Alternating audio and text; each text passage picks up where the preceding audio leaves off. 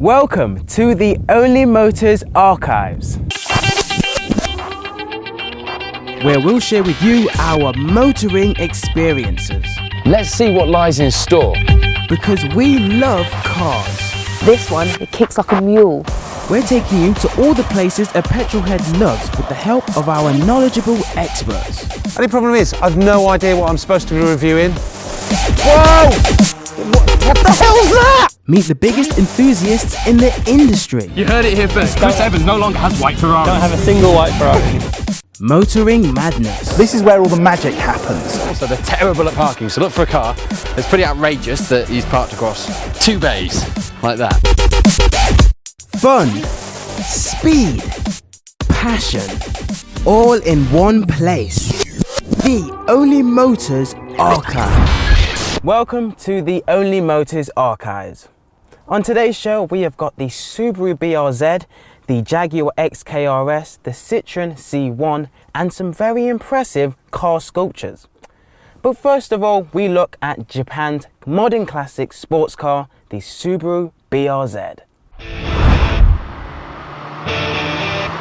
This is the moment that we've all been waiting for from Subaru. The Japanese have finally banged their heads together and brought us something that we've all been waiting for, the BRZ.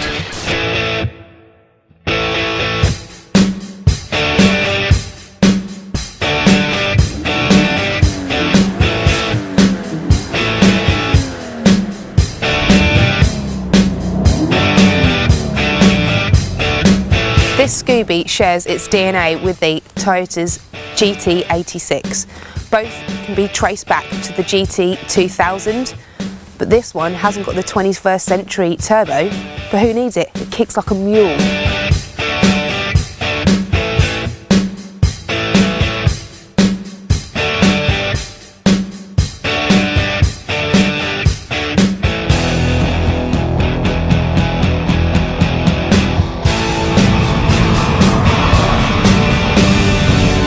Under the bonnet there is a 2-litre flat-4 boxer lump mated to a 6-speed gearbox.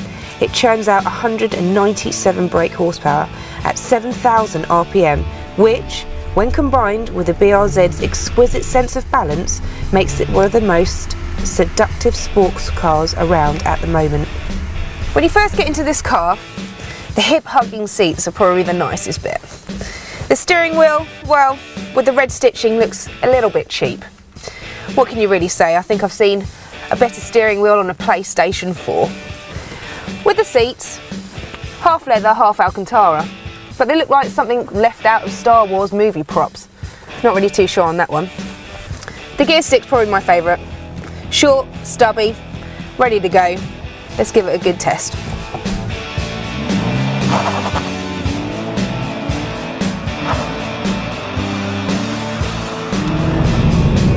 There's a fantastic sense of low gravity with this car. The steering response is absolutely epic. But once again, you've got to keep your eye on the prize at all times, because the arse tends to twitch on this baby.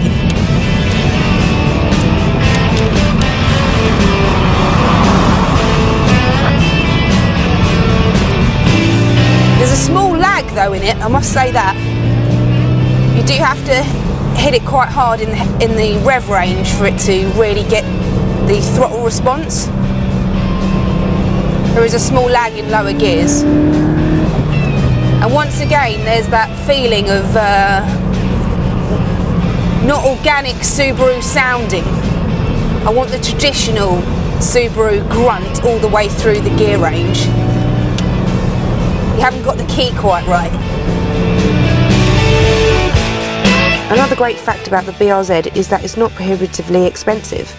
At $22,495,000, this entry-level SE model is affordable just to be bought as a second fun car for those precious days away from work. Okay, so here's what I like. It's not overcomplicated.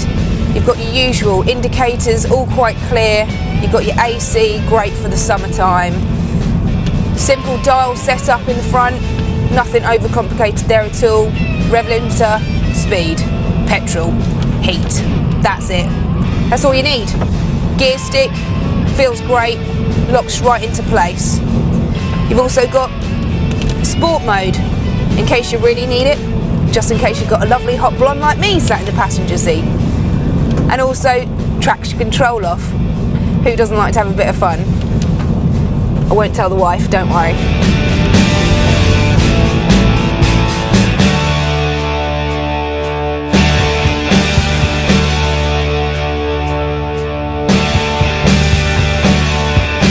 And finally, the BRZ.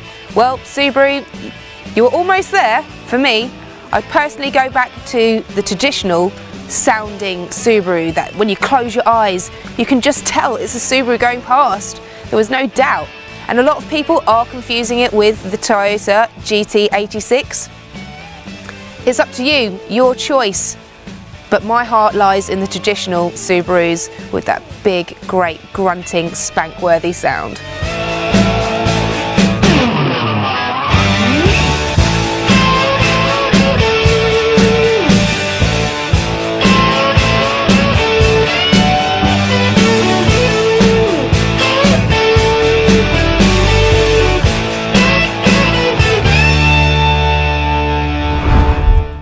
So that was the Subaru BRZ, one of the purest drives on the road with its front engine, rear wheel drive powertrain setup.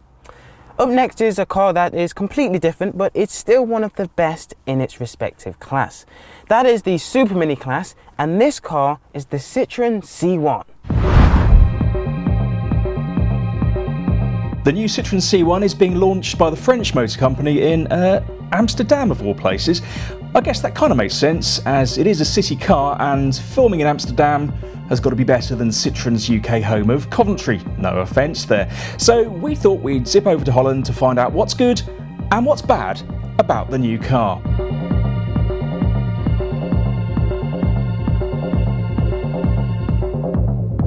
Although the styling is entirely new, the C1's platform is carried over from its predecessor, so the rear seats are still cramped and the boot is still tiny. However, a new 1.2 3-cylinder PureTech engine gives a welcome dose of performance. Alongside 3- and 5-door versions of the hatch, a new Airscape version adds an electric peel-back fabric roof in the mould of the Fiat 500c. With colour-coded trim for the centre console and gear lever surround, as well as flashes of exterior colour on the doors and the option of striped seat upholstery, the C1's interior is a happy place to spend your time. But feel some of the surfaces, and the quality of materials isn't really up to the standard of, say, a VW Up, but it by no means feels bargain basement. French manufacturers, though, don't have the best reliability records, but considering a large chunk of the development work of the C1 was carried out by Toyota, it's a safe bet that the C1 won't go wrong.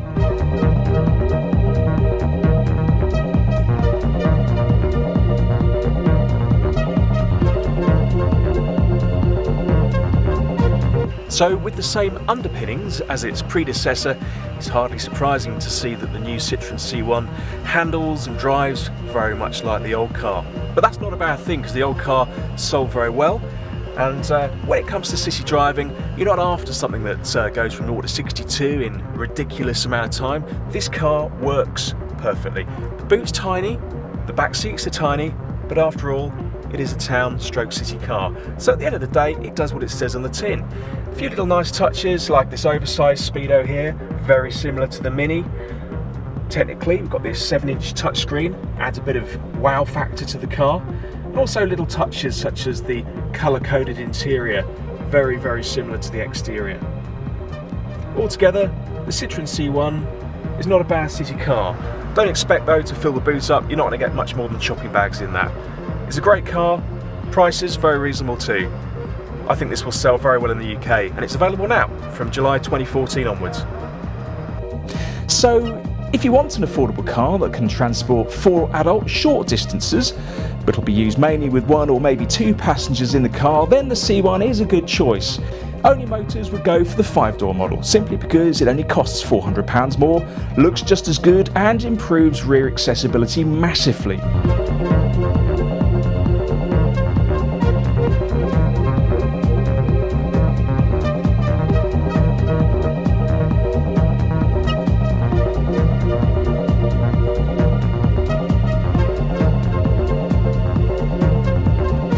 So what's good about this new Citroen C1? Well, it's reasonably priced, it's got good acceleration and it's very easy to drive. But what's bad? Well, the interior quality isn't that brilliant. There's not a lot of rear seat space and the boot is still tiny. This is Only Motors in Amsterdam. So those were two very different but good cars. Time for a break, but do come back after the break as we have some special German cars, a Jaguar XKR-S that goes up against them, and automotive sculptor Dave Clark.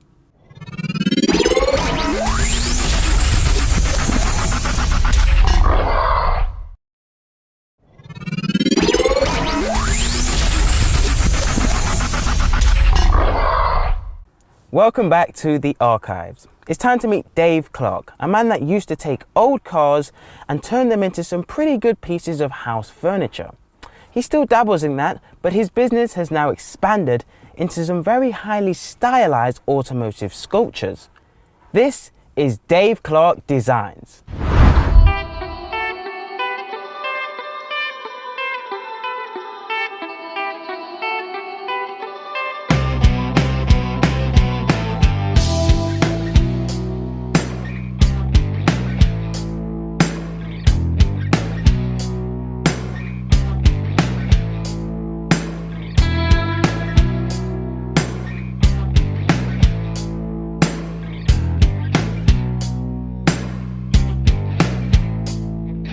Kid, I was always, as soon as I could pick up a pencil, I was drawing cars, designing cars, sketching, everything. It's always about cars.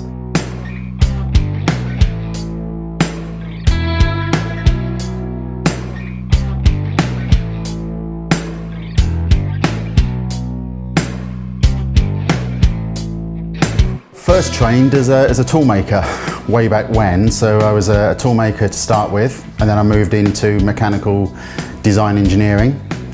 From there I moved into product design, industrial design, sort of what they would call a bit of a mixture between a mechanical engineer and a felt tip fairy sort of thing. But yeah, always hands-on, so I've always been able to make what I draw. So if I design something, I'll be the person that sort of, gets his hands dirty and makes the first prototype.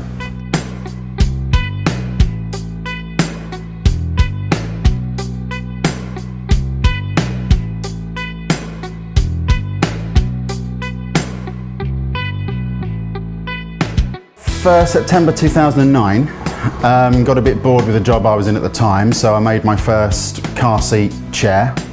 A friend of mine saw that and said, well, that's quite good, could you make one for me? So I made one for him.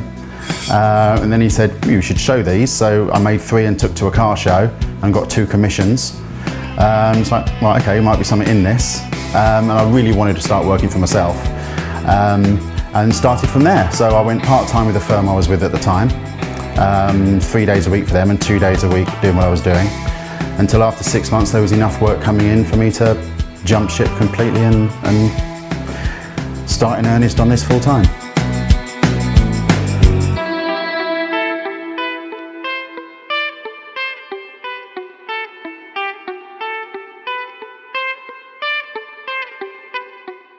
I did a lot of car club shows, like Alpha Owners Clubs and Escort Owners Clubs, all these sort of things. And basically sort of dragging a few chairs around and every time I did a show I got 2 or 3 commissions. And then it picked up from that. So every now and again I would take something to the show that I'd made and sell that off the stand. But literally it would get a commission and then one of their friends would phone me up and say, can you make, can you do? And from there really. For the first couple of years it was quiet because the problem is you're making something that people don't know that they want it yet, and they don't know that it exists. So when they actually see you at car shows, they go, oh my God, I didn't realise somebody did that, and then you get the work. But of course people don't necessarily search the internet for car seat furniture or sculptures or whatever. So it's not until they see it, they get it, and then word of mouth. When a mate of mine said, oh, why don't you do Twitter? I went, oh, I can't be doing with that. But I started Twitter probably about 3 years ago, and literally all I do is I send a couple of pictures that evening of what I've been doing that day. And people just say, oh, that's really great. Could you make one of these? Or I've got a seat from an old Ferrari or something. Can you turn that into a chair for me? And it's just built up. So I've got about 3,500 followers, but probably a good 70–80% of my work is through people that follow me on Twitter.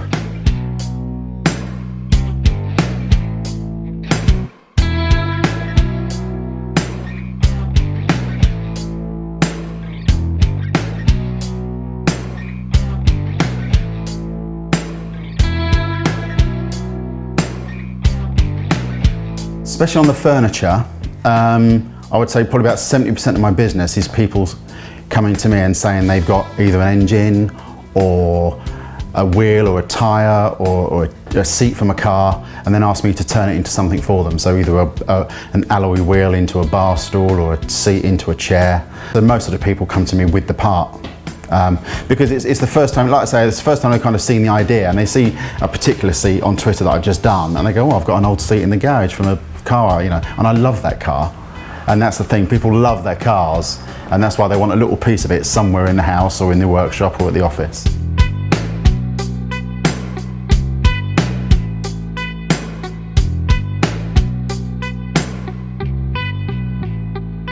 Typically, I will ask them to send me as many photographs as the car as possible.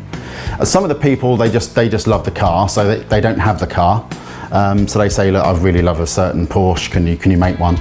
And then I'll produce almost like a generic sculpture of that. But other people, their car's very particular to them and they've got it and it's had certain modifications, and they say, well, can you have it with the roof down and not the roof up? Can you have the lights popping? Can you do this? Can you do that? Can I have a little engraved plaque? So there's all sorts of personalised touches that get done with it.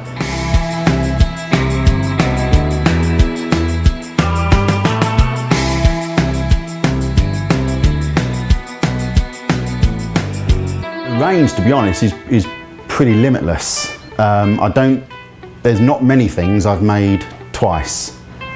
So, for example, all the furniture on the website, they've all started off with somebody saying, can you do?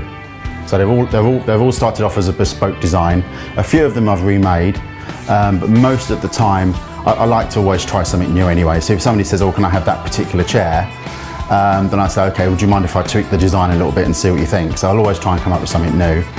And as far as the cars are concerned, the sculptures, there's a few cars that keep cropping up time and time again. The F40, Ferrari F40 is massively popular, so I've probably done about 20 or 30 of those. And there was a certain Alfa Romeo I made for the owner, for a group of enthusiasts, and I made 20 of a particular car. But most of the time, they're all completely bespoke, so they're all one-offs. And even if you do make the same car again, because you're making it by hand, no two are the same. They're all different. They all go on a different base, or they're all bent in a slightly different way. So yeah, it's very, very rare that I do make the same thing twice.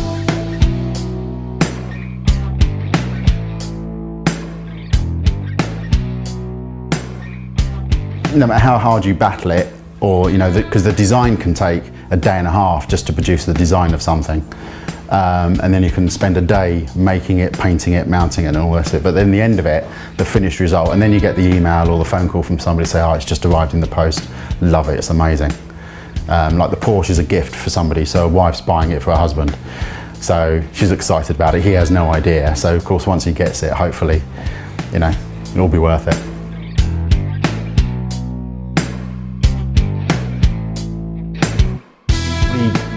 Probably my Uncle Steve probably taught me how to draw when I was about 8 or 9. He taught me how to sort of properly draw and shade things.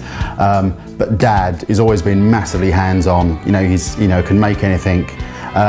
So of course I kind of picked up on the making stuff as well as drawing stuff. So if I did ever produce a picture or design anything, probably with Dad's skills, I was always straight down the shed, tearing his tools apart and and hammering things. So I was always hands-on. So I think that's down to Dad.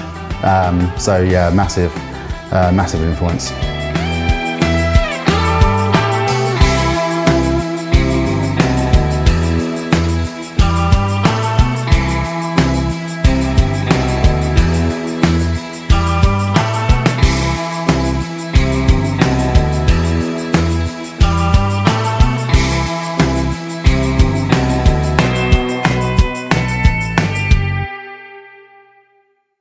So that was Dave Clark, automotive art specialist.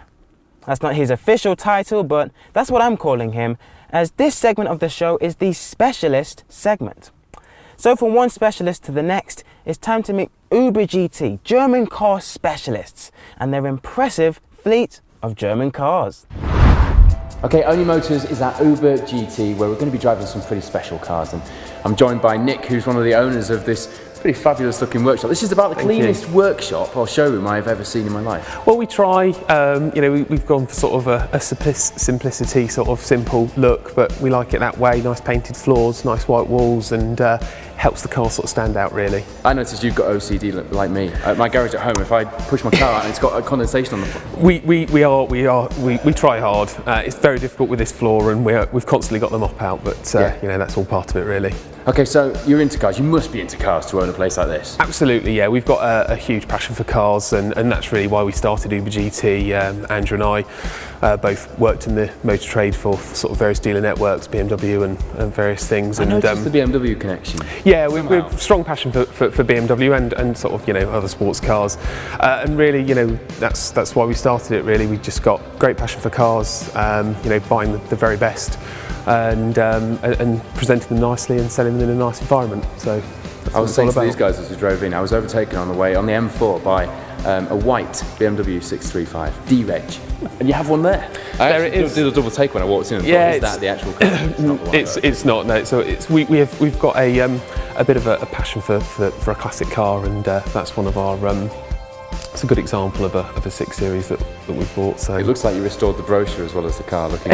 yeah. Well, it's fabulous. Actually, it's all original. It's got the original tax disc holder back from 1981, and it's just a great original example. I was -3 in 1981. Well, don't say that. I've noticed that you've got motorsport posters everywhere. Yeah. I'm a massive motorsport fan. Good stuff. Particularly. And there's a Martini Porsche bonnet and a golf badge over there. I'm sure we'll get some cutaways to save me pointing what you can't see. Yeah, well, we sort of picked out some nice things that we liked and we've got a passion for, and obviously, look, motorsport's definitely one of our passions, and F1 particularly me.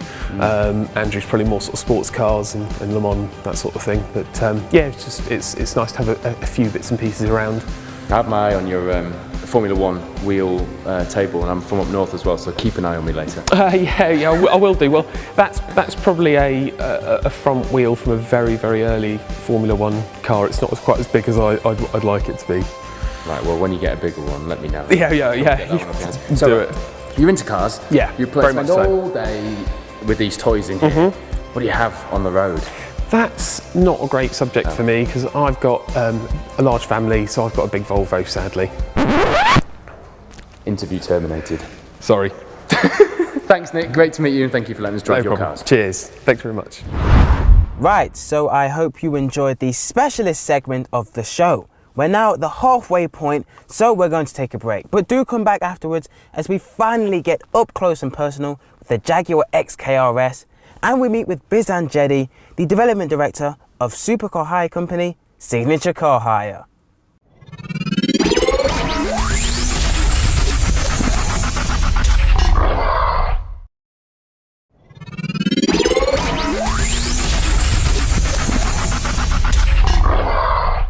Neil Sinclair is one of the most important people at the Wings and Wheels event, as he is in charge of getting literally every car down to each day of the event. He's also senior staff member at one of the world's oldest racetracks, the Brooklyn Circuit. So we caught up with Neil to discuss Wings and Wheels and Brooklands.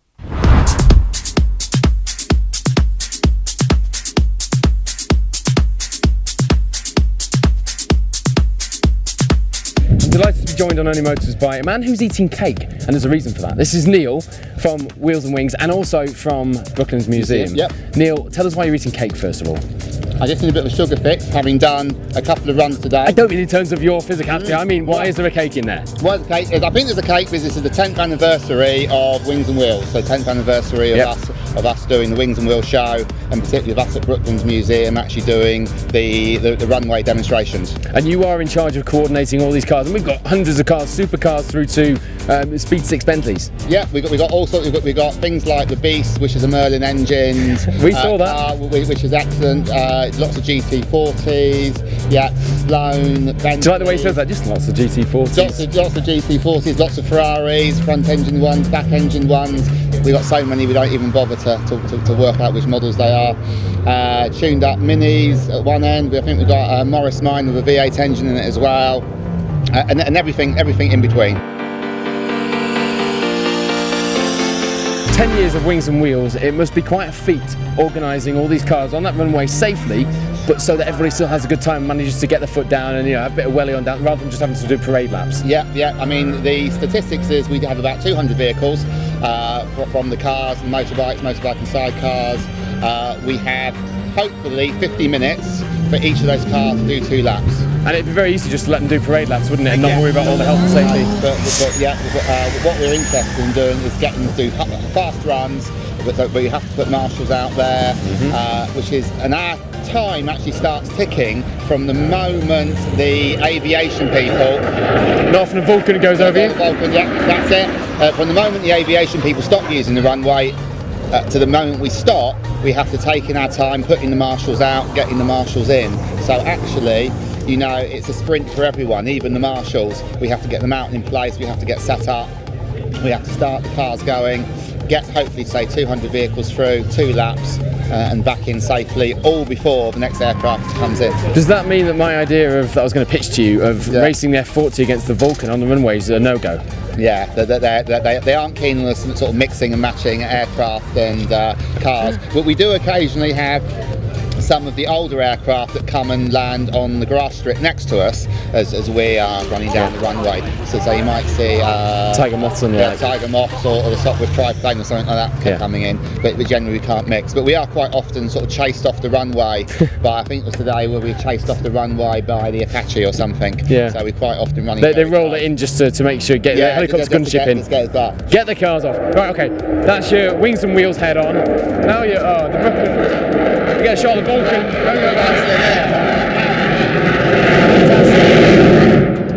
And we that is what it's all about. And we always like sort of loud noises, loud engines at Brooklyn. So you got them. Yeah. So okay, Brooklyn's head on now. Is it special events you're in charge of? Yeah, I do. We do a lot of different events there, and I've done a lot of special events there, from 2-day events, 1-day events, from events just for minis to Auto Italia that covers all things Italian, from cars and bikes. I mean, if you think we've got a lot of Ferraris here, we have, I think, hundreds come to Auto Italia. And of course, just to explain to the uninitiated, that Brooklands racetrack used to be the old banked curves that you see, and there is still a section of banked curve left, isn't there? Oh yeah, there's about 60% of the track left. It was built in 1907, so it's the first purpose-built racetrack anywhere. It's a bit like wacky races now, they drop off the edges where the rest of it isn't there? That's the problem. There's a few bits been taken out over the past. We're also one of the sort of homes of aviation in this country, because it was where some of the first flights that took place. And in fact, our aviation history sort of took over from motoring in 1939. The last for obvious reasons. Yeah, the last races happened in 1939, and it never restarted after the war. But our aviation continued right up into the 80s. So if you go to the museum, forgive it. If you go to the museum, and to make a link between the Vulcan and the Concorde, the Vulcans and the Concordes have got basically the same engines, and 1/3 of every Concorde built was actually built at Brooklands. So which is the reason why we got a Concorde. One of our exhibits, the Concorde at Brooklands, because we were very much part and parcel of the manufacturing and design of Concorde. So our aviation history sort of goes right up to and including sort of the early 80s, things like Harriers, Concords, Hunters. We've seen a Hunter here today, so we're all built at Brooklands. So Wings and Wheels is perfect for us because we can celebrate the sort of two sides of our history. Absolutely, you've been doing that for 10 years, which is a great story. Now, I'm going to ask you a question which you may have been asked before. It's a mad question. Do you think anybody ever in the future will rebuild Brooklands with all that banked curve and put that other 40% back so we can see cars back in action on Brooklands? Unfortunately, you'd have to knock down some people's houses to do it, because there's a few parts of it that have now actually been built over. So there's about 60-70% left. The bits that are in our control, we try and conserve, and we're looking at how we can restore them. But because it's a scheduled ancient monument, we can't just bung a load of concrete on it and say it's fixed. We have to restore it in keeping with the original. So hopefully we'll be able to improve the surface a bit. We might try and expand the amount of track we can use, but yeah, no, it's never going to be back. It's never going to be back as a complete circuit. Should have checked my planning on the Google Maps before asking that question. But thank you for talking to us today. Great to see you with two hats on, two very important hats for motoring enthusiasts, for petrol heads, and of course for aviation enthusiasts as well. Brilliant, excellent. Cheers. Right, thank you very much. Thank you.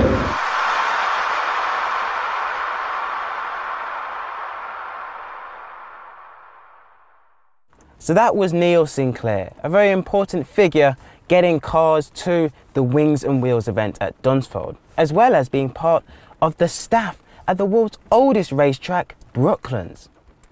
It's now time to meet one of the fastest and most powerful Jaguars ever made.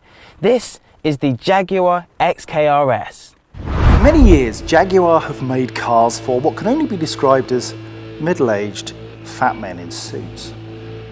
Recently, however, they've been taking testosterone because they've been turning out some fantastic cars. The F-Type is a good example.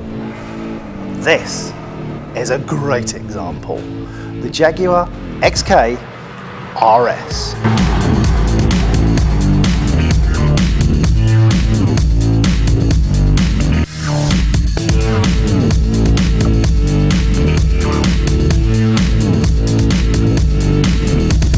Now, they've been making the XK for some time, and it's got a 5-litre normally aspirated engine. And the boys at Jaguar thought, yeah, okay, 370 odd horsepower, that's okay, but we need to give it a steroid injection. So they added the R, supercharger R, and that took it to 503 brake horsepower. And then somebody at Jaguar put his Harry Potter glasses on, sprinkled this baby with fairy dust, found some more horsepower, and created the XKR-S.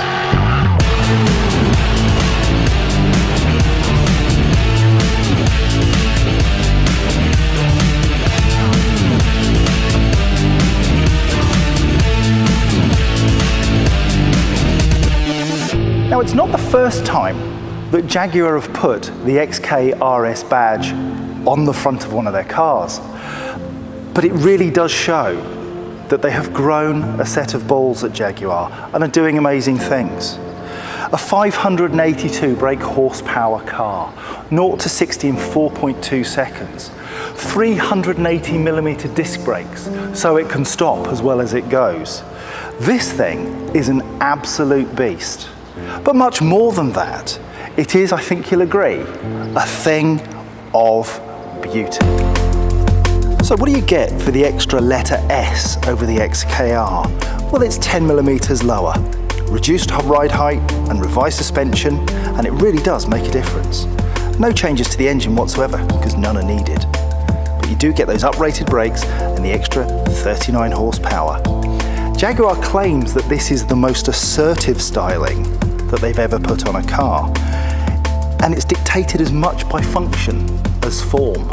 It's a bit like my wife saying she's got a free gift for spending £100 on cosmetics. But who cares? It makes her beautiful.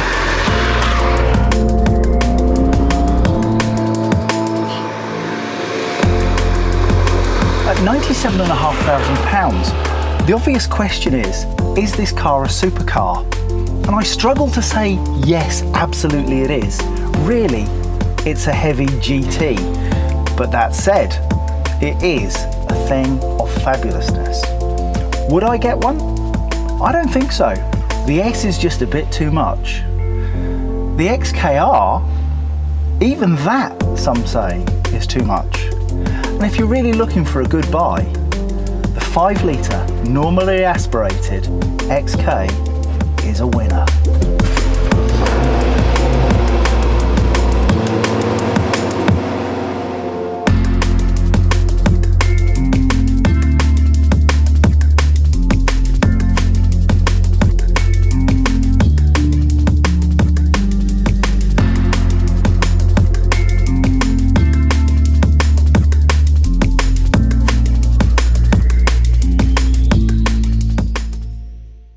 So that was the 550 horsepower Jaguar XKR-S.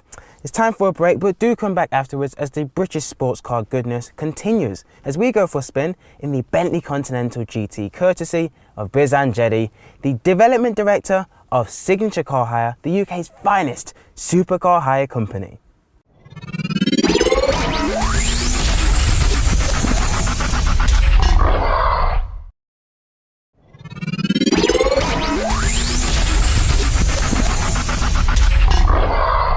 Welcome back to the archives. The UK has many fine supercar hire companies, but none are finer than Signature Car Hire. We met with their development director, Biz Angetti, to talk supercars, the growth of his business, and also ask him for a cheeky ride in one of his cars. I leave you with our final feature, Biz Angetti of Signature Car Hire.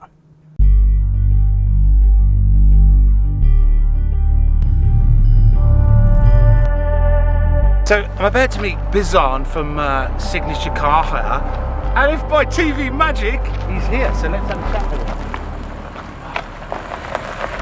Bizan, hi. Nice to meet you. How are you? Gotta say, this is a beauty. Do you mind if I get in? Go ahead, be my guest. I'll just open the door for you. Special, There you liking that. So, Bizan, nice to be. Oh, I'll tell you what, these seats are. They are for a big, handsome guy like yourself as well. Well, I have to say, very impressed already. My lack of car knowledge I apologise for, but I do realise this is a Bentley. It is. The big B gives it away. Well, yeah, it gave it away because I read on the back. Right, okay. So it's all about fancy cars. We're talking Signature Car Hire. Tell us about the company and also what you do, because you've got kind of a posh title, Development Director. Correct. I'm the development director of the company, responsible for developing the company. Basically, I suppose it's what it says on the tin. We've got a car hire company, chauffeur division, wedding hire division, and we've got a car club. One of my projects at the moment is to develop the car club and to really push it and to give a real special tailored service to individuals that want to be part of something bigger than just car hire. So it's like you say, it's not just car hire, a Signature Car Hire, because you have various companies linked in. But so what kind of services do you?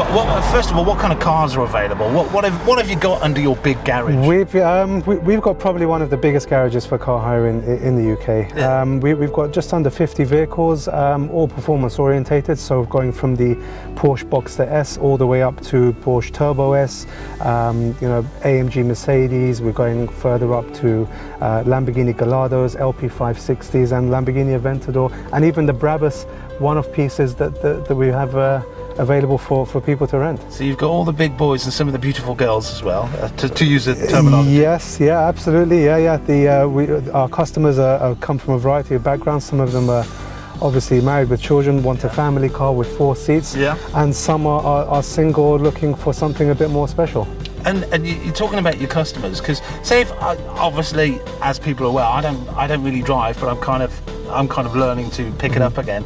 If I came in as like a special, because obviously now we're best friends, sure. What would you suggest that would work for me? Because I am 6'5", and sometimes I've been to other supercar places, and you're virtually lying on the floor. Yeah, absolutely. For a big handsome man like yourself, thank you very much. You're looking good yourself. Yeah, I think I absolutely agree. I mean, every vehicle has its own market, and I think when you've got the low performance cars, obviously it's difficult to drive them every day, because if you're a taller gentleman, then obviously opening the doors and climbing out in a club where you've got people looking at you on your hands and knees, there's going to be a bit of a disaster. You must get sort of clients that are like, I really want to hire this for a weekend or whatever it is, whatever special thing they're doing, but they're like, it's not as, it's a bit more powerful than my usual car. I'm a bit nervous, don't want to bring it because it's going to cost me money. How do you deal with that? Well, I mean, we've got a real good setup in place. Our experience centre in West London is specially tailored for the vehicles and for customers. Right. So we have a bay where customers would come in and they'd see the vehicle, they take a look, and we have someone very experienced in all the details of the navigation. Small things like that make a difference. The navigation, how the air conditioning works, the climate control, how do all the Bluetooth buttons work. they go through that with every single customer step by step to make sure that perhaps you're getting the right fuel in the tank. Well, but I mean, apart from that, to run through all the smaller bits that are very important, might not seem so important in the beginning, but later on you realize that, hey, I need to use the sat-nav, how does it work? So we have individuals that are very knowledgeable about the car, and they run through every single bit in detail. But I think the main thing about Signature is that every vehicle that we have is obviously of the highest specification, and that is normally what everyone says. But we tick all the options boxes whenever we buy a car. We buy them brand new, and we never let them go above a certain mileage. So I mean, we look after the vehicles, we look after our customers, and it's really word of mouth that has got us to where we are. What's in your garage at the moment? Because I'm sure you get to drive these all the time, but do you have your own personal cars? Well, I mean, in the garage at the moment, as I say, we've got a variety of vehicles. We do get on time to drive the vehicles.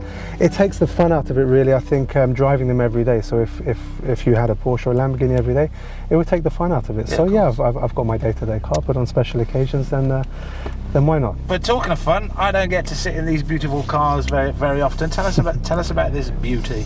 Well, this beauty, I think, is just under £150,000. It's obviously the Bentley GTC. It's a 500 horsepower. They had the V12s or the W12s in these a while back. They've just changed them to the V8. So you've got a V8 engine under the bonnet. Perhaps for emissions purposes, etc. They've had to do that from an engineering perspective. But obviously the power is great. It's a different breed to performance sports vehicles in the sense that you have the power on tap, but you have the luxury as well. So I've noticed you've got drinks, which I was about to say can have a water, but not just any water. You've got your own water and all sorts of gubbins here. Yeah, we've got our own affiliated to Tic Tacs. We've got our own Tic Tacs with the Signature brand on. Yeah. We love our brand a lot, and it's obviously got a great name. So we've got wet wipes, which you wouldn't think are the typical thing to have in cars, but you'll be surprised. Well, when they might come in use. You want to keep it all shiny and beautiful. Exactly, right? Absolutely. So you've got all the gubbins. I noticed you've got brochures in the back as well. Yeah, brochures. All our customers get the brochures, and it just has details of our experience centre, the things we offer. And I mean, we've got literally more than 20 individuals dedicated to the car hire side, and 4 or 5 in marketing. We just have a whole campaign constantly for Twitter, for Facebook, Instagram, Google+. We're really happy and comfortable with social networking. So literally, like Onlymotors, you've got it all going on. Got it all going on. And in weather such as this, which isn't bad, you know, it's quite a beautiful car with 2 good-looking guys with the appropriate hairstyle, you know. Absolutely. Well, in that sense, we should probably go for a bit of a drive then. Yeah, let's do it. Let's do it.